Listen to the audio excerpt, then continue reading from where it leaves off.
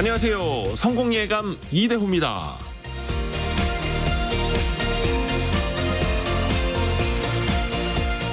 지난 2010년 G20 서울 정상회의 폐막식에서 버락 오바마 당시 미국 대통령이 한국 기자들에게 질문할 기회를 주었습니다. 서울에서 열린 정상회의였는데 유독 한국 언론의 질문이 없으니까 한국 기자들을 미국 대통령이 먼저 찾은 것이죠. 통역도 가능하다고 오바마 대통령이 언급을 했는데 끝내 한국 기자들은 아무도 질문을 하질 않았습니다. 한국인은 왜 질문을 하지 않는가라는 물음을 낳은 상징적인 장면이기도 했죠. 학교에서도 마찬가지입니다. 수업 시간에 선생님의 말씀에 끼어드는 건 예의 없는 행동이 되기 십상이죠. 수업이 끝날 무렵 질문 있는 사람이라는 선생님의 물음에도 그저 침묵이 흐릅니다. 정말 궁금한 것이, 모르는 것이 없기 때문일까요? 혹시 모르는 게 티날까봐, 분위기를 망칠까봐, 다른 사람의 눈치가 보여서 우리는 질문을 하지 못하는 건 아닐까요? 공자의 말씀을 새삼 떠올려 봅니다. 질문을 하는 사람은 잠시 바보가 되고 질문을 하지 않는 사람은 평생 바보가 된다. 성공예감 이대호입니다. 시작합니다.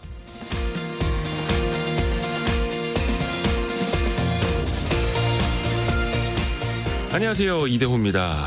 오늘은 2월 23일 금요일입니다. 9시 7분 흘러가고 있고요. 내일 토요일 성공예감 별책부록에서는 똑똑한 사람은 어떻게 생각하고 질문하는가, 이 책을 이시안 작가와 함께 읽어봅니다. 많이 들어주시고 또 어떻게 생각하고 어떻게 질문하는 게 특히 이 AI 시대에서 어떻게 해야 하는지도 같이 한번 생각해 보시면 좋을 것 같습니다.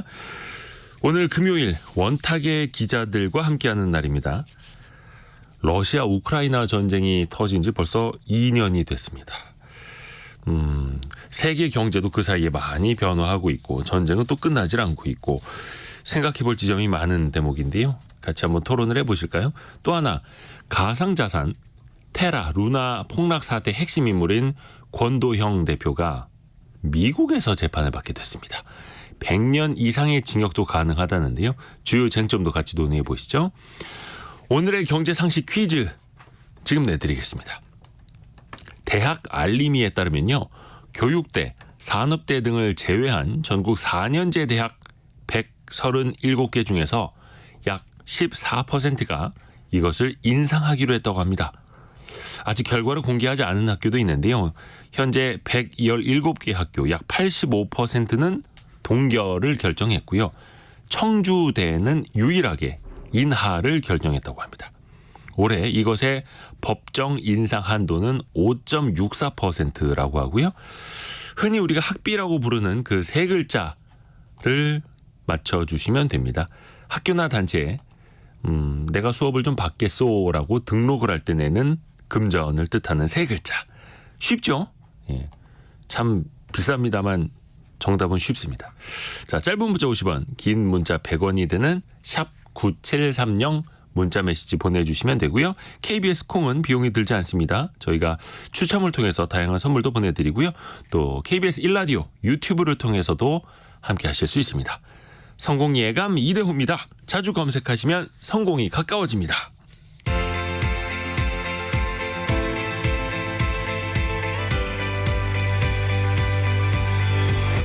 KBS 1라디오 성공예감 이대호입니다.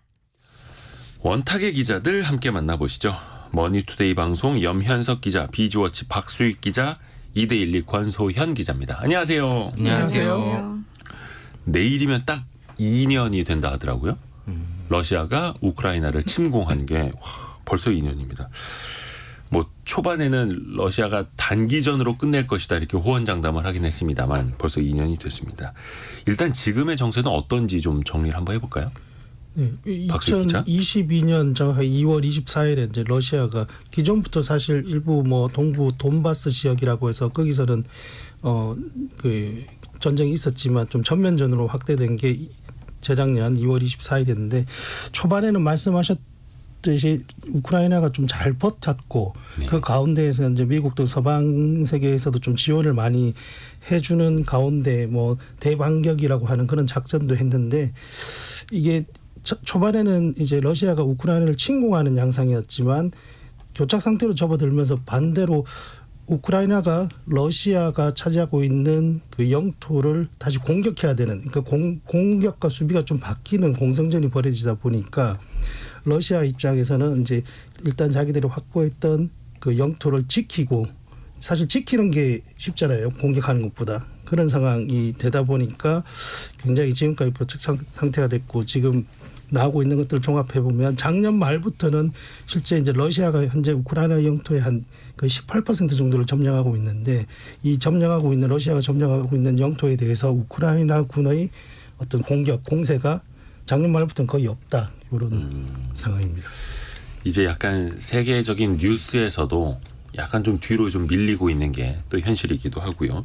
세계 각국이 좀 지원을 하기는 했습니다만 그 강도도 좀 둔화되는 것 같기도 하고 경제적인 측면으로 따져보면 지난 2년간 이 러시아 우크라이나 전쟁 발발 이후에 진짜 큰 변화가 있었죠. 이건 좀 누가 정리해 주실까요? 염현석 기자. 작년 2022년 1, 2월 그러니까 2023년 그러니까 작년이고 이제 좀 헷갈리는데요. 전쟁 이후에 이제 LNG 수급에 큰 난항을 겪으면서 에너지 가격이 가장 드라마틱한 변화를 겪은 바가 있습니다. 특히 유럽 지역이 난리였죠. 네, 특히 작년 같은 경우에는요. 재작년 말부터 시작을 해서 사실 그 겨울철 LNG 수급이 안 되면서 전기요금, 가스요금이 유럽 지역을 중심으로 막 2배, 3배, 4배 심지어 뭐 회사별로 조금 다르지만 뭐 10배까지 오른 데도 있다. 이 정도의 뉴스가 나왔었고요. 네. 실제로 저도 그것 때문에 에너지 안보 취재를 영국으로 가봤었는데 네. 정말 눈에 보일 정도로 나왔었습니다. 그때 또 나왔었던 게 이제 우크라이나가 유럽의 식량 창고로 불리우잖아요. 사실상 굉장히 많은 밀이라든지 이런 것들이 수출이 되는데 전쟁으로 특히 이렇게 흑해나 이쪽 그 농토 지역에서 많이 발발이 되면서 밀 수출도 차질을 빚은 적이 있었거든요. 그러면서 이제 식품 가격도 올랐고 그러면서 영국에서 그때 당시에 나왔었던 게 이제 푸드뱅크라는 게 나왔었고 네. 또 난방이 너무 힘들어서 일반 공공기관에 사람들을 몰아넣어서 따뜻하게 해주는 이 정도의 정책까지 있었거든요. 그러니까 우리가 에너지 그다음에 식량 이 가장 두 개 삶에 가장 필요한 이것 두 개가 정말 크게 요동을 쳤다고 볼 수 있습니다. 아주 기초적인 거였는데 새삼 그 중요성을 또 깨달았었고 그 가격 변동 그리고 그 원자재라고 하는 그걸 어디에서 우리가 어떻게 수입하느냐 그 수입선도 다시 한번 위기와 함께 깨닫게 됐던 그런 1, 2년 그런 시장이 좀 지나갔습니다. 근데 이게 그 여파가 아직도 이어지고 있는 거잖아요. 그 물가 여파도 그렇고 그것 때문에 금리도 각국 중앙은행이 많이 올릴 수밖에 없었고 여전히 우리 경제는 그 고통 속에 있는 거 아닙니까?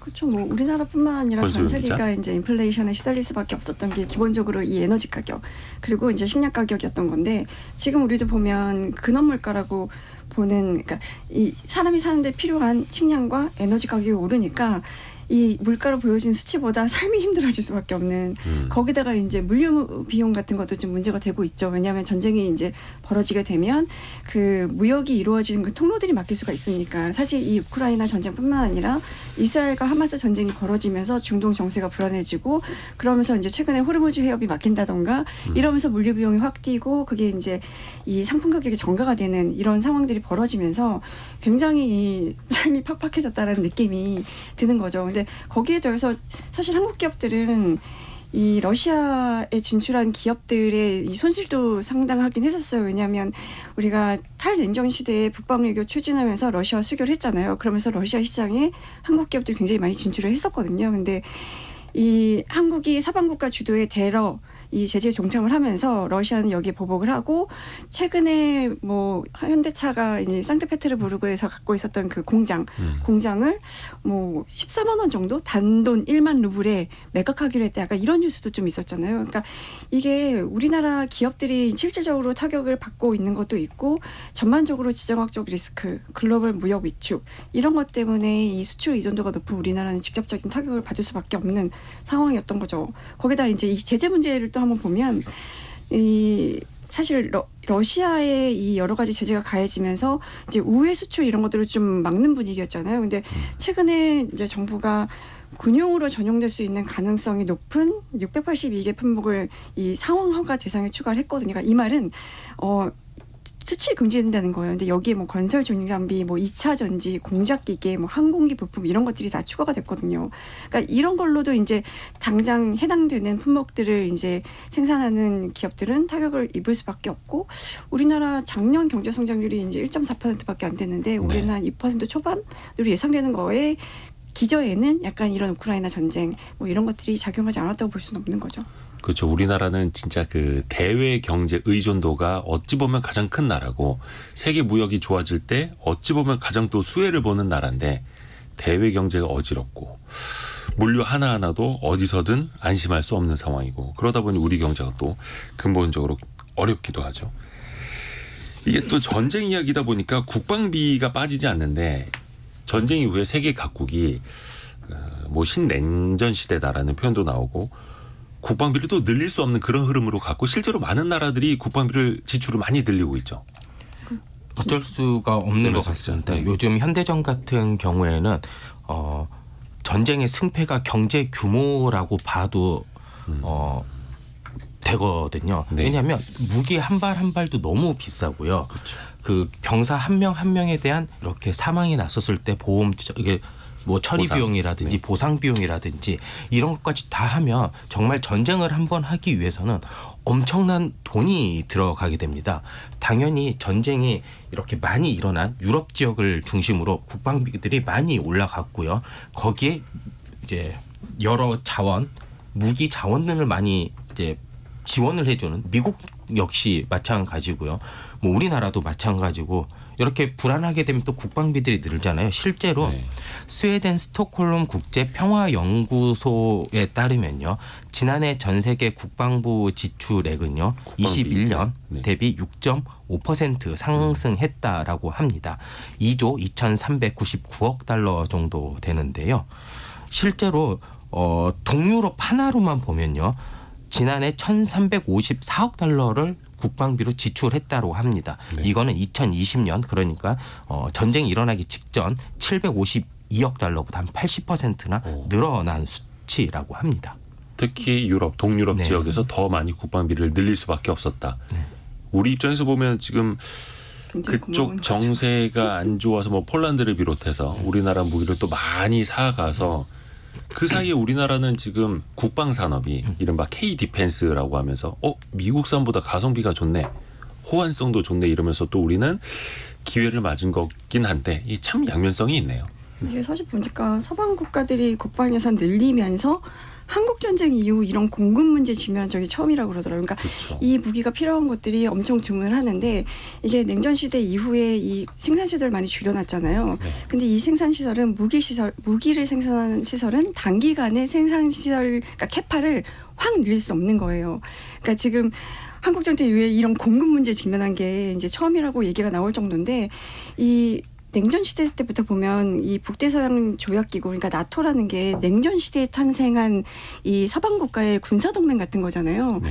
근데 왜 유독 이렇게 유럽에서 이런 무기 주문이 특히 이제 폴란드 같은 데들이 우리나라에 완전 이 무기 구입 큰 손인데 이런 데들이 왜 이렇게 많이 늘었나 이렇게 보려면 사실 이 유럽의 지금 정세를 좀 봐야 되는데 이 나토의 주적은 사실 옛 소련이고 이 소련 해체 이후에 뭐 폴란드라든가 뭐 체코슬로바키아 뭐 이런 데들이 나토 가입하기 시작했고 막 발트 3국, 뭐 루마니아, 불가리아, 뭐 슬로바키아 이렇게 줄줄이 나토에 가입을 하면서 이제 러시아가 갖고 있는 불만도 굉장히 커졌던 건데 이 러시아가 2008년에도 조지아 그때 이제 그루지아였을 텐데 조지아 침공했고 이제 2014년에는 우크라이나 크림반도를 병합을 했고 지금 이제 우크라이나 전쟁까지 일으켰잖아요. 근데 이게 사실은 다 조지아도 그렇고 우크라이나도 그렇고 나토에 가입하겠다. 그 나토에 가입하겠다고 하는 거는 러시아랑 국경을 맞대고 있는 국가들의 안보 불안감이 그만큼 커졌다는 거예요. 그리고 이 동유럽 국가들이 봤을 때 와 저렇게 조지아 한번 침공했고 크림반도 병합했고 우크라이나를 이제 공습을 했다면 그 다음 차례는 우리가 될 수 있겠네.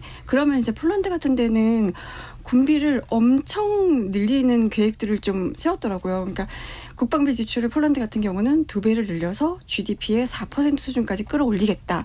그러니까 폴란드가 구입하고 있는 뭐 K9, 뭐 K2 전차, K9 자주포 이런 것만 해도 규모가 엄청나고 그게 실제로 이제 우리나라의 국방, 그러니까 이 방산 수출로 고스란히 이어지고 있는 건데 우리나라 방산 수출액 보면 2021년에 73억 달러였거든요. 네. 그게 2022년에 173억 달러로 2배 이상 늘었어요. 그게 이제 지난해에는 130억 달러에 그쳤는데 그 이유를 보면 폴란드에 이제 그 공급하기로 했던 2차 이행 계약이 좀 지연이 되면서 그랬던 건데 이게 반영이 됐으면 아마 사상 최대가 됐을 겁니다. 근데 이런 이제 생산시설을 단기간에 늘릴 수 없다는 이런 특징에다가 플러스 아까 말씀하셨던 가성비도 있고 우리나라가 약간 이제 그 제재를 가하고 있는 대상국가에 이제 수출하지 못하는 문제들 때문에 약간 엔진 독자 개발 이런 것도 많이 했거든요. 그러니까 우리나라 기술로 뭐 국방부의 이런 이제 R&D 프로젝트를 이제 진행을 하면서 독자 엔진 개발 기술 이런 것들을 많이 확보를 한 상태라서 K방산은 한동안 이런 게 이어지지 않을까 하는 기대감이 좀 많은 것 같아요. 또 최근에 그 수출입은행 관련해서 그렇죠. 자본금 관련된 이제 규정도 바뀌면서 수출하는 우리나라 방산 기업들에게 조금 더 많은 이제 보증이라든지 금융 지원이 갈 수 있어서 또 한번 숨통이 트이는 그런 상황이 됐고요. 이게 우리나라뿐만이 아니라 어떻게 보면 이제 전쟁으로 인해서 이게 참 잔인한 표현이긴 합니다만 반사 이익을 보는 곳들이 또 곳곳에 있죠. 요즘에 그 KBS 드라마 죄송합니다. 네. 거란 전쟁 네. 제 애청자인데 그 거란이 전쟁을 하는 이유도 본인들이 생존하기 위해서 한다 뭐 이런 얘기가 있는데 진짜 승자는 일단은 미국. 우리가 우리도 방산 수출이 많지만 미국이야말로 진짜 비싼 무기들이 지금 유럽 동맹 국가들로 엄청나게 많이 가고 있고 거기에다가 또 미국은 이제 에너지까지도 이 러시아에서 가스 공급 차단되니까 미국산 이제 LNG 수요가 엄청 증가했고 오죽하면 이제 바이든 바이든 행정부가 우크라이나에 대해서 추가적으로 우리가 지원을 해야 된다. 그 근거가 뭐냐? 우크라이나를 돕기 위해서가 아니라 우리가 그만큼 경제 효과가 있다. 라고 얘기를 하는 그런 상황이고 또 하나는 사실 이게 러시아가 전쟁에 일으킨 당사자가 지금 작년 러시아 GDP 성장률이 4% 전쟁 중인 국가가 3.6%였죠. 예. 정확하게. 이게 왜 그러냐? 그러니까 전 세계에서 러시아를 엄청나게 이제 경제적으로 네네. 제재하자라고 하고 있는데 러시아는 사실상 우리나라보다도 경제 성장률이 더 높아요. 네. 아이러니한 상황인 거죠. 그럴 수밖에 없는 게 전쟁이 러시아에서 일어나고 있지 않기 때문에 사실상 러시아는 본인들의 생산시설이나 그런 기반 인프라에 대해서 피해를 잘 입지 않습니다. 네. 일단 그게 첫 번째 이유가 되고 두 번째 같은 경우에 경제 제재가 효과를 보려면 모든 사람이 다 참여를 해야 되는데 지금같이 이렇게 딱 나뉜 약간 좀 친중, 반미 이쪽에 또 좀 경제 규모들이 있잖아요. 뭐 중국이라든지 인도, 브라질 이런 국가들이랑 이제 수교를 계속 교역을 이어가면서 줄어들 이유가 없는 거죠, 사실. 그렇죠. 그러니까 미국이 러시아산 뭐 천연가스라든지 이런 거 수입을 이제 제재를 하더라도 인도나 중국 같은 이제 큰 나라들이 그래? 이거 엄청 싸졌네. 우리한테 가져와 우리가 사줄게. 네. 이러니까 제재 효과가 또 떨어지는 거고. 참 이게 좀 따져봐야 되는데 이게 사실은 그 국제 외교, 국제 관계라는 게 어떻게 보면 이해관계에 따라서 철저하게 움직이는 것 아닙니까? 사실 우리도 그걸 또 어떻게 보면 또 이용을 해야 하는 참 냉정한 그 시대인 거고요. 약간 미국 쪽에서 이번에 그 나발리의 그 옥중 사망 관련해서 다시 한번 또 러시아에 좀 돈줄을 죄는 이런 제재안이 또 한번 나오지 않을까라는 이야기들이 흘러나오는데 어떻게들 볼 수 있을까요? 지금 23일에 아마 제재 패키지를 다시 발표할 거라고 이제 예고가 되어 있긴 한데 네. 이게 보면 너무 이제 장기화가 되고 이제 이스라엘 하마스 전쟁이 터지면서 약간 관심이 좀 분산이 됐고 뭐 우크라이나 내부에서도 초반에는 막 결사항전 이런 분위기였다가 뭐 약간 총사령관 경질되고 이러면서 조금 이제 긴장도 좀 떨어졌고 막 이러면서 우크라이나 전쟁에 대한 관심도가 많이 떨어졌잖아요. 그래서 우크라이나 전쟁의 지금 최대 리스크는 관심 분산이다 이런 얘기까지 나오고 있는데 이 와중에 나발리가 이제 의문사하면서 다시 약간 결집하는 모양새가 좀 되고 있는 분위기인 것 같아요. 제가 보기에는 이 나발리라는 사람은 사실은 야권 운동가인데 뭐 반부패 뭐 반대한다 이러면서 이제 사회 운동도 하고 뭐 나발리 본부 이런 것도 운영하면서 뭔가 이제 러시아가 우리가 바뀔 수 있다 약간 희망을 줬던 사람인데 뭐 푸틴한테는 굉장히 눈에 가시긴 했었죠. 그래서 2021년 1월부터 수감 생활을 했었고 뭐 시베리아 교도소에서 지난 16일에 이제 의문사하면서 여기에 대한 이제 러시아 내부에서 반발 그리고 여러 가지 뭐 데모 이런 것들이 좀 진행되고 있는데 이런 나발리 사망을 계기로 미국이 또 약간 이렇게 어쨌든 이 전쟁이 계속 이어져야 미국 입장에서는 아까 말씀하신 것처럼 이제 뭐 미국의 군수산업이라든가 뭐 군수산업으로 인한 일자리 창출 이런 거에 도움이 되기 때문에 약간 그런 의도도 좀 있는 것 같거든요. 그래서 이제 뭐 종합 패키지를 내놓겠다라고 했고 뭐 그 종합 패키지의 내용은 이제 발표를 해봐야 알겠지만 지금으로서는 뭐 다시 제재가 되지 않겠냐. 그러니까 러시아의 방위 산업에 들어가는 자금줄을 좀 차단하는 방안들이 될 것인데 지금 나오는 예측으로는 뭐 지금 러시아 중앙은행의 자금이 동결이 되어 있는 상황인데 그 자금을 몰수하는 방안 그리고 뭐 지금도 사실은 러시아산 석유에 대한 가격 상한선이 있거든요. 근데 그걸 더 낮춰서 이 이상은 못 팔게 하는 건데 뭐 그런 방안이 당기지 않을까 하는 건데 아까 염 기자가 얘기했던 것처럼 가격이 싸지면 뭐 중국이나 인도로 이제 뭐 팔 수 있는 루트는 굉장히 많고 작년에 중국 인도가 정말 러시아산 원유를 싹 쓸어갔거든요. 네.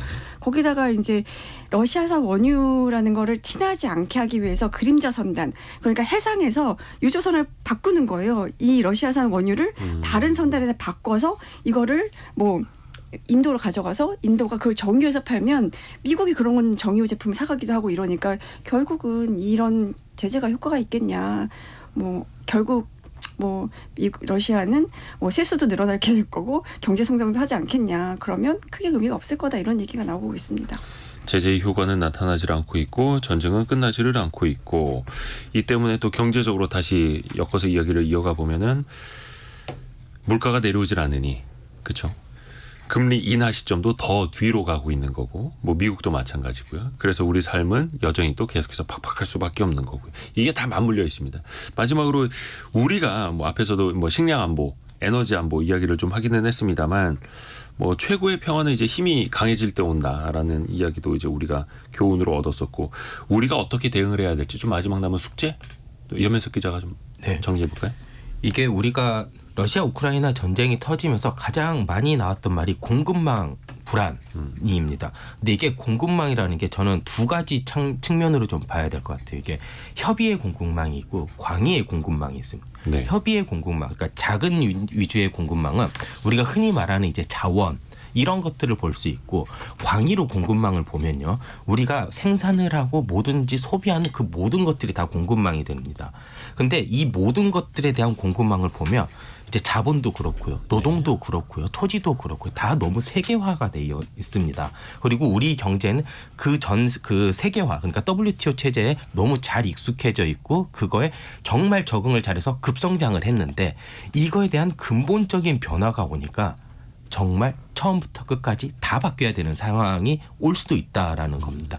예를 들어 정말 90년대 WTO 체제 이전에 7, 80년대 냉전 체제로 가면 우리에 있던 그 여러 세계 공장 곳곳에 퍼져 있던 공장들 그리고 거기에 흘러간 자본들 이런 것들을 하나하나 다 점검을 해야 되는데요. 지금 사실상 이렇게 협의의 이런 공급망 그러니까 뭐 이런 광물 확보라든지 뭐 에너지 확보라든지 이렇게 하나하나 조금 너무 세분화된 거에만 조금 신경을 쓰고 있다라고 보거든요. 아마 정부 차원에서도 뭐 저보다 똑똑하시고 다들 그러니까 많이 신경을 쓰겠지만 우리가 이렇게 좀 신경을 잘 쓰고 있다라는 것들을 좀 많이 정책적으로 좀 알려야 되는 필요성. 그래서 정말 진정한 의미의 공급망 안정화에 정부가 좀 신경을 좀 쓰고 있다라는 사실을 좀 알려줬으면 합니다. 또 또 8784님은 이 전쟁은 어느 정도 면역이 생긴 것 같습니다라고 하면서 이 장기화에 대한 또 의견 주셨고, 아까 정주철님도 전쟁은 돈이다라고 또 이야기를 해주셨고요.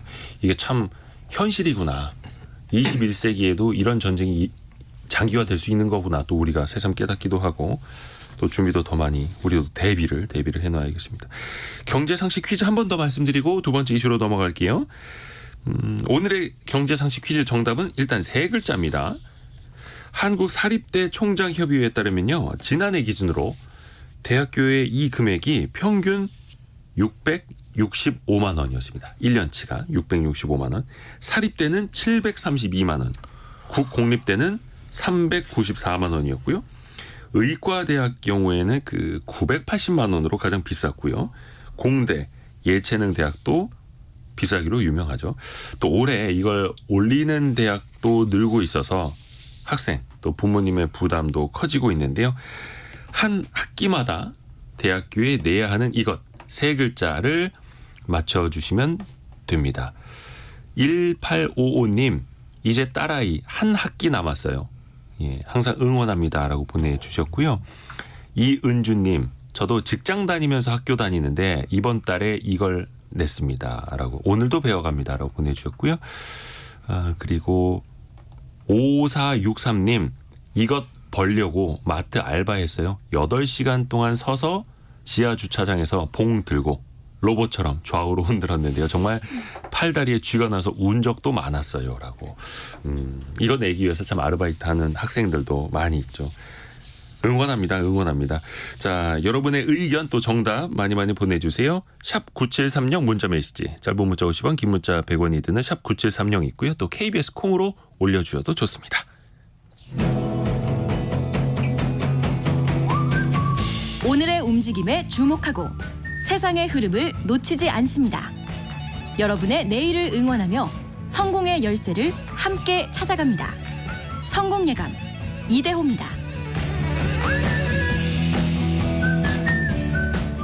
권도형이라는 이름 참 전 세계적으로 많이 유명해졌습니다. 한때는 진짜 뭐 한국에서 나온 슈퍼 천재다, 제2의 일론 머스크가 될 거다, 막 이런 얘기 떠들썩했는데 결과는 테라루나 사태, 그러니까 가상자산, 어떻게 보면 이제 거대한 사기 사건으로 종말이 되게 됐는데요.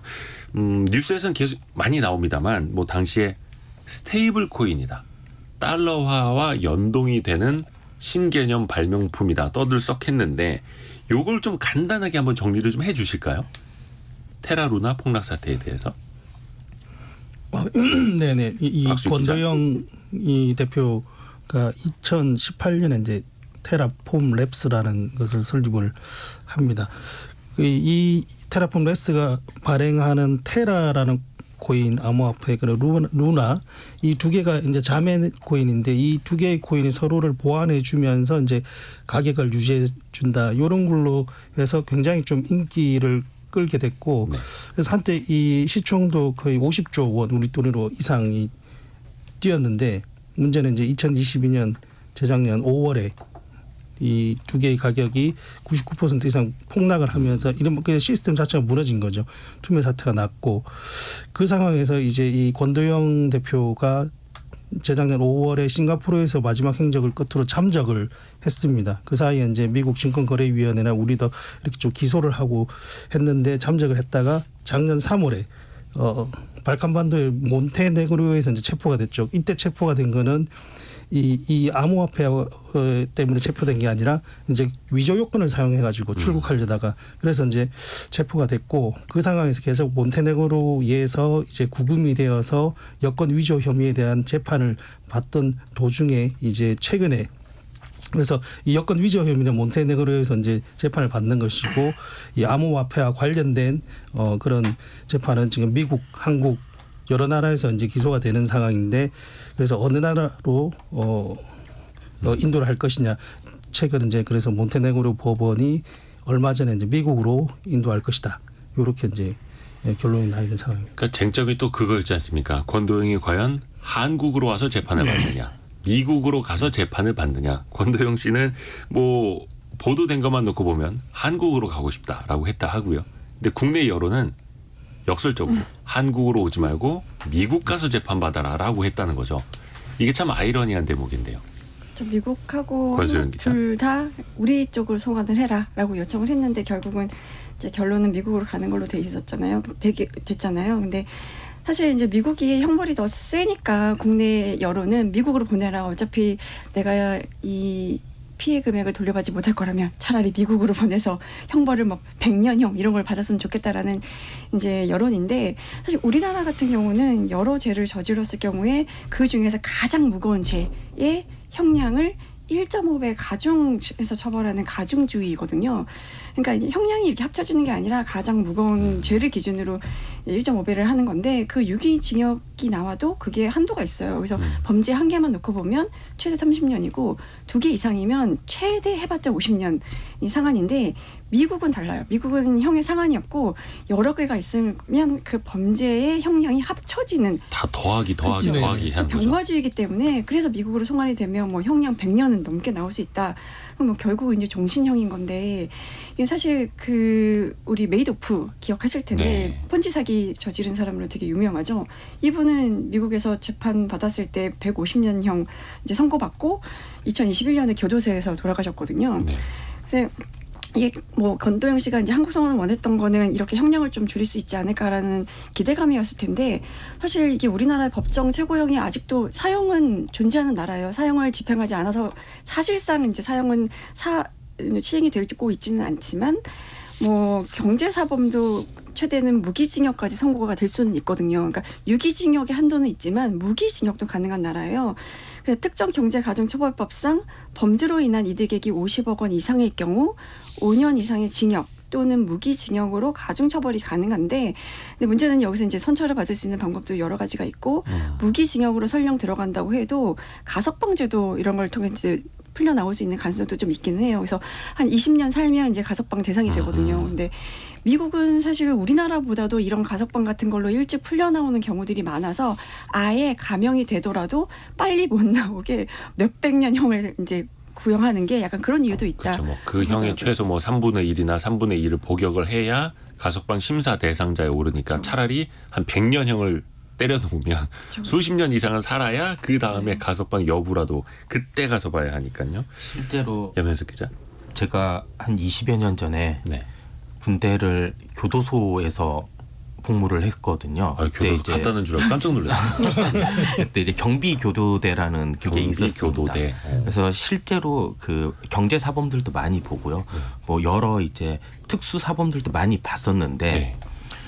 아까 그런 가석방 같은 거 얘기했었을 때 지금은 좀 달라졌을 수도 있는데, 예전부터 제가 실제로 봤었던 데서는 경제사범 같은 경우가 가석방이 될 확률이 되게 높습니다. 의외로 그 가석방이 가장 중요한 게 얼마나 그 교도소 안에서 모범수의 역할을 잘 하느냐거든요. 근데 경제사범들은 대부분 막 폭력적이지 않고 말도 되게 잘 듣고 하라는 거 정말 잘하거든요. 스마트하게 내 안에서. 그러면서 굉장히 그 모범수의 역할을 되게 잘 하고 많이 선정이 됩니다. 예. 실제로 제가 그 당시 복무를 했었을 때 물관리 위반법, 그러니까 생수를 가짜 생수 팔아서 잡혀오신 분이에요. 네. 경제사범이었는데 10몇 년을 받으셨는데, 저는 2년 6개월이 있었잖아요. 2년 2개월이 있었잖아요. 그러니까 교도대로. 네. 네. 근데 표현 잘해야 저랑 됩니다, 거의 이거. 비슷하게 표현 잘해야 나오셨어요. 돼. 네. 그래요? 네. 굉장히 빨리 나오셨습니다. 거기서 군 복무한 사람 거의 많구나. 저보다 좀 더 일찍 들어오신 걸로 알고 있는데 나간 날이 비슷했어요. 그래서 좀 약하긴 약하구나라는 생각을 그때 했었거든요. 그런 것들이 어찌 보면 우리가 사회적으로 많이 듣고 그리고 많이 보잖아요. 우리가 뭐 이런 그룹 총수들 같은 거 보더라도 경제사범에 대해서 너무 너그럽다라는 생각들이 있으니까 이번에는 그러면 좀 미국으로 가라라는 여론이 굉장히 강한 것 같습니다. 그러니까 이게 우리나라 사람들이 우리나라 가서 재판받지 말고 다른 나라 가서 재판받고 다른 나라 가서 벌받아라라고 하는 게 얼마나 이게 쓰라린 현실입니까? 근데 이게 미국 권도영 대표가 미국으로 가서 재판을 받는 게 결과적으로 이제 본인은 싫었고 피해자들이 원했던 거는 미국이 굉장히 센 형량도 있지만 이게 이 암호화폐 테라와 루나에 대한 증권성 판단 여부가 있는데, 우리나라는 아직까지 그게 조금 모호한데 미국이 지금 권도영 대표를 이제 에게 소송을 제기한 게 이제 미국 증권거래위원회. 이게 증권성이 있다라고 미국은 이제 판단을 해서 소송을 지금 제기한 거거든요. 이렇게 되면은 단순한 어떤 사기에다가 미국은 계속 형량을 추가하니까 증권 사기, 뭐 시세 조종 이런 것들이 다 붙어서 더 강력한 그 어떤 처벌이 가능한 점도 피해자들이 권도영 대표가 미국에서 이제 소송을 받기를 원했던 그런 이유이기도 하죠. 그러네요. 일단은 또 이게 형량 이야기를 네. 하긴 했는데 그 양형 기준은 대법원에서 정하고요. 근데 그 대법원도 법이라는 테두리 안에서 양형 기준을 정하는 거다 보니까 각종 뭐 사기 범죄, 경제 범죄 그 형량은 국회에서 또 법을 바꿔서 더 강화할 필요성이 있는 거고. 그래서 이 범죄자 인권보다 참 피해자 인권을 신경 쓰는 나라가 돼야 되는데 참 범죄자에게 수십 년형을 때리면 좀 우리가 너무한가 싶은 게 또 법원 판결로 이렇게 나오다 보니까 이 대목은 좀 바뀌어야 한다라는 생각 저도 갖고 있고요. 또 하나가 징역 뭐 10년이든 100년이든 그건 이제 형사적 처벌인 거고 피해자들이 상당히 많지 않습니까? 테러로나 폭락 사태로 이게 또 뭐 조 단위로 간다면서요. 피해 금액이. 혹시나 피해자들을 뭐 구제할 방안이라든지 방법 이런 것도 좀 논의되는 게 있나요? 지금 사실은 이게 미국에서 테라루나에 투자해서 피해를 본 사람들은 손해배상 이제 뭐 집단 소송을 제기한 상태예요. 미국에서는 예. 2022년 7월부터 이게 5월달에 급락을 했는데 7월부터 아주 발빠르게 집단 소송을 제기한 상태인데. 뭐 손해배상이나 뭐 민사소송 이런 것들이 아마 이제 본격적으로 진행이 될 것 같아요. 그 소송에서 이기면 이제 손해배상을 받는 건데 지금 문제는 권 씨의 재산이 얼마인지는 모르는 거예요. 권 씨가 이 재산 대부분을 이제 가상자산으로 은닉해놨을 것이다라는 추정을 하고 있는 게 지난해 이제 연방 검사 출신 뭐 이런 사람들이 소속된 변호인단은 꾸렸는데 완전 초호화 변호인단이었던 거여서 이제 추정하기로는 야, 이 정도 변호인단을 꾸린 거면 최소 수천억 원 정도의 가상자산을 보유하고 있을 거다라고 이제 이런 추정이 나왔던 거고 그러면 이걸 상대로 손해배상을 청구를 하면 돌려줄 돈이 있겠지라는 이제 생각도 할 수 있는 건데 그 SLC가 지난해 2월에 이 권 씨 고발하면서 뭐 얘기를 했던 게 권 씨가 한 1만 개의 비트코인을 가상자산 지갑에 보관을 하고 있고 이거를 주기적으로 스위스 은행에 이체했다라고 주장하기도 했었거든요. 그러면 이게 스위스 은행으로 갔다라고 하면 이제 은닉 자산을 파악하기는 좀 힘들어질 거고 이게 국내 투자자들 입장에서 보면 미국에서 이제 미국으로 송환이 되잖아요. 그리고 미국에서 재판이 진행되고 이러면 국내 투자자들이 배상받을 길이 약간 요원하다라는 생각이 좀 들어요. 이게 또 코인 같은 경우에는 전 세계에서 거래를 하다 보니까 이게 뭐 피해자가 어떤 한두 나라에 있는 것만 또 아닐 테고요. 근데 예를 들어서 진짜 그 감옥에서 생을 마감할 정도의 형량이 떨어진다면 개인 자산을 딴 데다 은닉해 놓는다 하더라도 결국은 그 가족에게 가게 될 텐데 그걸 좀 끝까지 찾는 방법은 없을까? 이거에 대한 좀 고민도 같이 좀 있어야 될 것 같고요. 아까 잠깐 이야기해 주셨었는데 그때 2008년 금융위기 때 덜미를 잡혔던 버나드 메이도프라는 세계 최대 당시 기준으로 사기꾼 같은 경우에는 나중에 미국에서 끝까지 그 수익을 본 사람들한테 재산을 또 환수를 했다라고 하더라고요. 왜냐하면 그 사기 펀드의 앞단에 가입을 해서 수익을 본 사람들이 있을 테니까. 또 권도영 씨 이야기를 좀 같이 하다 보면은 샘 뱅크프리드라는 사람도 같이 이야기가 나옵니다. 샘 뱅크먼 프리드. 이 사람은 FTX라고 하는 가상 자산 거래소를 설립했던 사람이죠. 근데 이 사람은 미국에서 지금 뭐 110년형 이야기도 나오고요. 어떤 케이스입니까? 좀 어떻게 좀 같은 처지인지. 이게 같은 처지인지까지는 잘 모르겠습니다. 사실 네. 조금 다른 것 같긴 한데 우리 예전에 막 웹 3.0 이런 말들이 한때 막 돌았었잖아요. 네. 그거의 가장 선두주자 거래소로 우리가 꼽았었던 게 그때 FTX였었거든요. 이거는 좀 약간 미국 안에서도 그 찬반이 조금 나뉘고 있는 것 같습니다. 뭐 유죄가 인정이 돼서 뭐 배심원 결과에 따라서 뭐 115년, 130년, 100년형이 넘게도 이렇게 떨어질 수 있는데 여기 이 사람이 FTX라는 이런 거래소를 만든 것 자체는 불법은 아니고 사기는 아닌데 이거를 운영하는 과정에서 여기는 문제가 있었던 거거든요. 그러니까 FTX라는 거래소를 유지하고 이거를 통해서 수익을 보는 와중에서 뭐 자금을 좀 횡령을 하고 다른 데 투자를 하고 이런 것들이 문제가 된 거지. 그러면 좀 이 테라루나 사태랑은 조금 다른 것 같습니다. 테라루나라는 이 시스템을 홍보를 하면서 이 시스템 자체가 그 문제가 생기면서 폭락을 한 거잖아요. 그러면서 이게 나는 이거는 절대 떨어질 리 없는 스테이 안전하다고 했는데 그게 안 됐기 때문에 이제 사기, 시세 조정 뭐 이런 말들이 계속 나오는 건데 이거는 조금 뭐 같을 수도 있는데 조금 다를 수도 있는 케이스라고 생각이 듭니다. 저는. 샘 뱅크먼 같은 경우에는 뭐 횡령해서 뭐 개인적으로 자산을 썼다라는 것도 이야기가 많이 나오고 있고요. 근데 권도영 씨도 마찬가지로 테라폼레스 법인자금 횡령, 뭐 유사수신 행위, 그러니까 그런 것들도 이제 주목이 들어가 있긴 한데 큰 틀에서 보면 사기라는 부분은 좀 공통점이 있는 것 같아요. 왜냐하면 이게 가격 고정 알고리즘을 조작했다라는 거거든요. 결국은 그러니까 이게 테라가 1달러, 그러니까 UST죠. 그러니까 그 달러랑 연동된 그 테라가 이 스테이블 코인의 역할을 하기 위해서 이제 1달러랑 연동되어 있는 걸 보여주기 위해서 이게 사실 얘네들이 처음에 시스템 상으로 구성했던 것처럼 담보를 적절하게 제공해서 그게 잘 굴러갔으면 문제가 안 되는데 그게 안 되니까 그렇게 보이게 하기 위해서 뭐 트레이딩 봇 같은 거를 이용해서 테라 코인에 대한 자정 거래를 굉장히 반복하게 하고 거래량이 많은 것처럼 조작을 했다는 게 문제인 거거든요.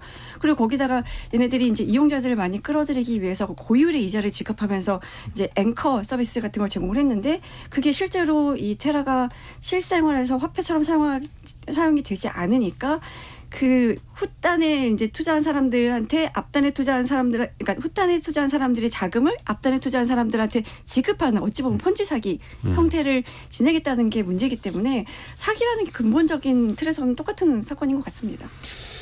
우리가 좀 많이 깨달아야 되고 또 우리에게 부족한 그런 제도가 있다면 이참에라도 좀 개선을 해야겠죠. 많은 분들이 아까 전에 그 김진희님도 그렇고 우리나라는 가해자 온정주의인 것 같다라는 의견도 주셨고요. 이 와중에 7692님은 코인이라는 단어는 듣기도 싫네요.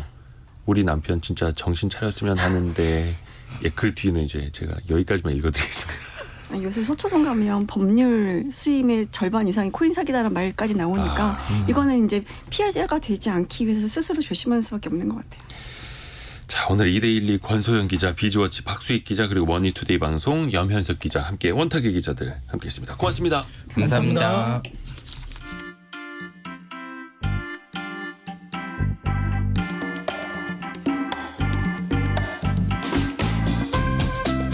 지금 여러분께서는 KBS 1라디오 성공예감 2대호입니다를 듣고 계십니다. 참여해주신 여러분께는 추첨을 통해 아름다운 식탁 창조 주비푸드에서 자연에서 갈아 만든 생와사비를, 쉽고 빠른 판촉물 제작 시너지 기프트에서 대용량 에어프라이어를, 그리고 성공예감에서 준비한 커피 쿠폰을 보내드립니다. 당첨자는 성공예감 2대호입니다 홈페이지에서 확인하세요.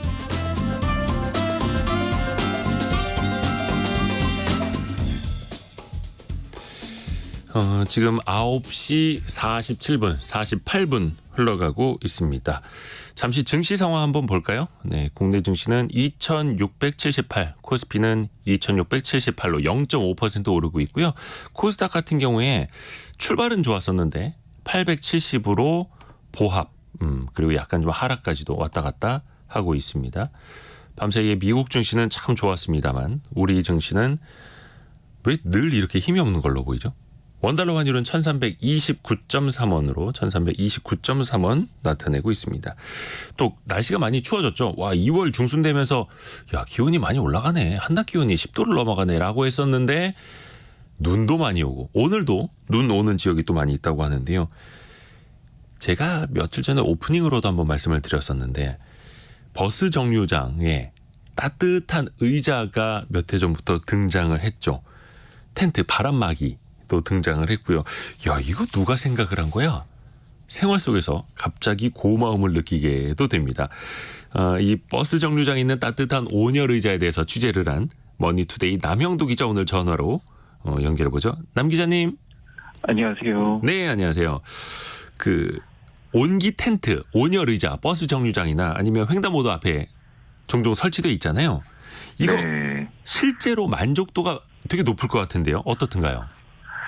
아무래도 추운 버스 정류장을 버티게 해주는 의자라서 네. 이게 버스가 와도 일어나기 싫다 이럴 정도로 시민들이 좋아하는데요. 외국인들도 공공의 이익을 위해 이런 아이디어 낸 게 참 대단하다 이렇게 감탄을 하고 있습니다. 지난해 서울시 버스 만족도 조사에서는 참여 시민 92%가 만족한다 이렇게 할 정도로 호응이 아주 좋아요. 이게 이른바 엉뜨라고 하는 거잖아요. 엉덩이 뜨뜻한 거. 네, 엉뜨 같습니다. 요즘에 그 자동차에도 이게 많이 이제 장착이 되어 있는데, 근데 이걸 네. 길거리에다가 또 이제 버스 정류장에다가 설치한 것 아닙니까? 이거는 좀 원리가 다릅니까? 어때요? 이게 온열의자 내부에는 탄소 소재로 된 열선이 들어가 있는데요. 네. 여기에 전기가 공급되고 발열돼서 따뜻해지는 원리입니다. 온도 센서를 통해서 이제 야외 온도가 10에서 15도 정도 떨어지면 35도 이상으로 그 의자 온도가 올라서 표면을 따뜻하게 하는 거죠. 버스 운행 시간 동안에 작동이 되고 의자 온도는 36도에서 38도로 유지되고 40도에 도달하면 전원이 차단되는 방식입니다. 아, 야외 온도에 따라서 엉뜨가 이제 시작이 되는 거네요. 네, 그렇죠. 근데 이거 돈이 좀 들겠던데요. 그리고 열선 깔아야 되고 관리해야 되고 전기료도 들 것 같고요. 또 소재도 만만치 않을 테고요. 네, 구매하는 모델이랑 뭐 크기 따라서 가격은 다른데 네. 서울시 중앙차로 버스 정류장 온열의자 세부 추진 계획을 보니까 4인용 의자의 경우에는 한 대당 250만 원에서 280만 원 선이고요.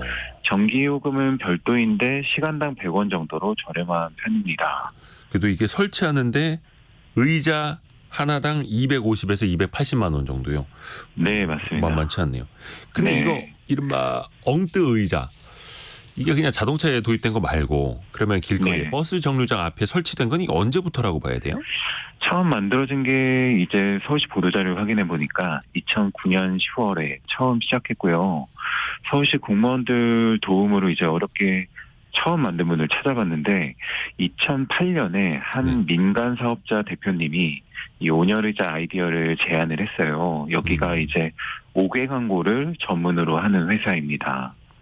5개 광고를 전문으로 하는 회사요?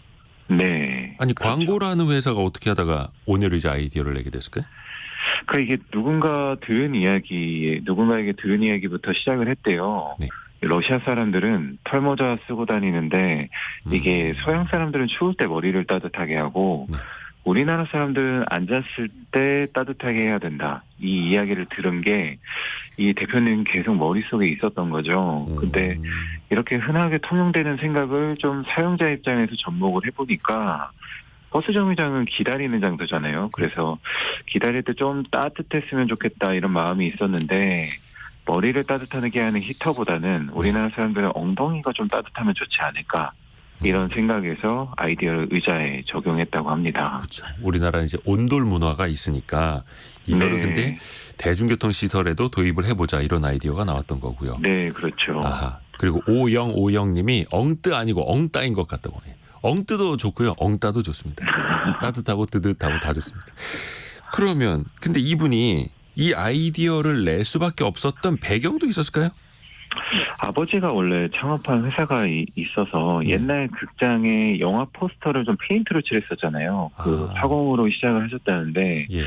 그 고속도로 광고판 등을 만들기도 했는데 한 30년 경영하다 보니 회사가 어려워져서 그야말로 한 방에 훅 가버렸다고 합니다. 이 가장 어려울 때 이분이 경영을 이어받으셨고 회사 상황이 절실하니까 이 새로운 아이디어가 좀 필요하겠다. 그 내일 부도가 나도 이상하지 않을 상황이어서 어떻게든 살아남아야 된다 생각 때문에 이 아이디어가 절실했던 거죠. 그래서 서울시에 사업을 제안할 때 네. 완전 맨땅에 헤딩하는 수준이었대요. 중앙차로 이 버스 정류장을 두고 경쟁 입찰이 붙었는데 경쟁사가 매출 수조 원이 넘는 글로벌 회사였던 거죠. 그러니까 차별화하기 위한 아이디어가 필요했고 그중 하나가 이 온열 의자였던 겁니다. 근데 이게 전혀 본인이 이런 사업을 하시던 분이 아니었는데, 그렇죠? 극장에 네. 어떻게 보면 이제 옛날 극장 포스터 그리시던 분들이었는데 네. 이 아이디어가 근데 이게 한 방에 떠오른 거라고요?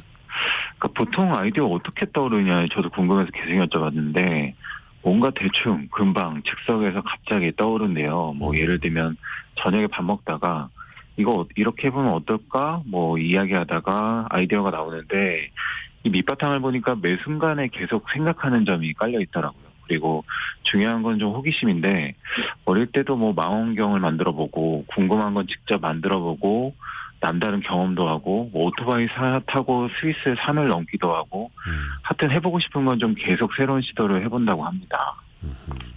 그러다가 그냥 아이디어는 번뜩. 물론 이제 항상 그거에 대해서 고민을 하다가 물론 그러면서 이제 목욕탕 물 넘치는 거 보고 유레카를 외치게 되는 거고요. 그렇죠. 근데 이거를 이 아이디어를 사업화하는 거 그것도 공공기관을 상대로 사업화한다라는 게 이게 쉬운 게 아니잖아요. 그렇죠. 그래서 설득을 하기 위해서 보통은 아이디어를 직관적으로 보기 위해 플라스틱 모형으로 직접 만들어서 보여준대요. 그래서 담당 공무원도 원래 처음에는 불안했다고 하는데 이렇게까지 해야 하나? 뭐 돈 남아도냐? 이렇게 말 들을 수도 있는데 요금 부담은 적고 반응은 좋아서 시범 운영부터 시작했는데 연세 있으신 분들이 너무 좋다 피드백을 하니까 점차 늘어나기 시작해서 서울시에서는 현재 80% 이상 설치돼 있습니다. 아, 서울시에서는 80% 이상. 이야, 네, 많이 깔려있네. 그렇죠. 근데 이게 좀 없는 데도 있어요. 또 지역 같은 경우에는 네. 우리 지자체가 좀 돈이 없어서 그런가라는 생각도 들고요. 어떤 차이입니까? 아무래도 이제 해당 예산 차이이기 때문에 설치 편차가 좀 있는데요. 부족한 곳에서는 유동인구가 많은 곳부터 설치하는 식으로 늘려가고 있고요. 네. 취재해보니까 참 5년 의자처럼 사람들에게 필요하지만 부족한 부분을 찾아서 시민들에게 만족하는 게 공공의 역할이다 이런 얘기를 들었는데 그만큼 이런 선한 아이디어가 좀 더 많이 널리 퍼지길 바라는 생각이 들었습니다. 9405님이 우리 집사람이 너무 좋아해서 일어날 생각도 안 할 때가 있어요. 아유, 추울 때 따뜻한 의자. 감사하죠. 자, 머니투데이의 남형도 기자 취재한 이야기 들어봤습니다. 고맙습니다. 감사합니다. 감사합니다. 저희가 2부 시간에는요. 곽재식 작가와 함께 굴뚝 산업 이야기를 좀 해봐야 될 텐데 너무 저희가 첨단 산업 이야기 많은 것 같아가지고 그런데 그 화학과 우리 옷과 관련된 재미난 이야기가 여러분을 기다리고 있습니다. 잠시 뉴스 들으시고요. 10시 5분에 금방 다시 돌아오겠습니다.